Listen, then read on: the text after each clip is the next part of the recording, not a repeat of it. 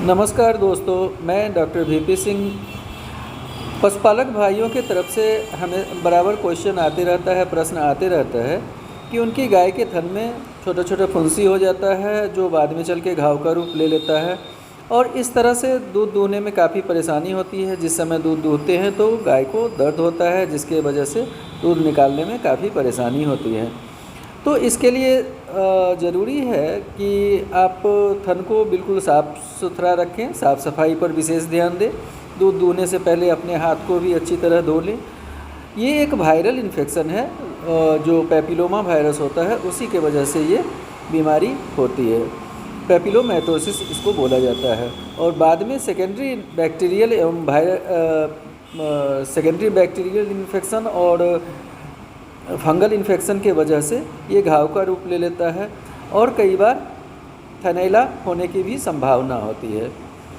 अगर ये बीमारी हो गई है तो उसे ठीक करने के लिए, उसके इलाज करने के लिए आप उसे दूहने के बाद रोज़ पोटेशियम परमैंगनेट के घोल से उस थन को अच्छी तरह धो दें।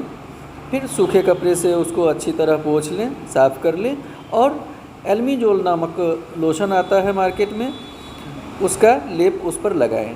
ऐसा करने से 10 से 15 दिन ऐसा करने से वो बिल्कुल ठीक हो जाती है, गाय बिल्कुल ठीक हो जाती है। साथ में आप मल्टीविटामिन सिरप आता है मार्केट में, उसका इस्तेमाल कर सकते हैं, क्योंकि ये एक वायरल इन्फेक्शन है जिसके वजह से गाय में रोगों से लड़ने की क्षमता कम हो जाती है। तो आप मल्टीविटामिन सिरप उसे दे सकते हैं जो मार्केट में उपलब्ध होता है। जैसे कई सारा मल्टीविटामिन सिरप आता है, जैसे बोबिकाइंड वगैरह आता है या रोवेज पावर आता है। तो इस तरह का मल्टीविटामिन सिरप आप उसको साथ में दे सकते हैं। अडर स्ट्रॉन्ग आता है, ये सब साथ में उसको दे सकते हैं। एक जो गाय है उसके लिए इसकी मात्रा जो है 20 ml प्रतिदिन के हिसाब से आप दे सकते हैं, जिससे गाय के शरीर में रोगों से लड़ने की क्षमता भी विकसित होती है और उसका घाव भी जल्दी ठीक हो जाता है। तो इस तरह से 15 से 20 दिन आप मल्टीविटामिन सिरप साथ में दे सकते हैं। ऐसा करने से काफ़ी लाभ होगा। और साथ में आप चाहे तो मिनरल्स तो देना ही चाहिए, ये रेगुलर देना चाहिए। मिनरल मिक्सचर रेगुलर ही देना चाहिए। इस बीमारी में ये फ़ायदा तो करता ही है, साथ साथ अन्य बीमारियों से बचाव के लिए भी ज़रूरी है कि आप साथ में मिनरल मिक्सचर अवश्य दें।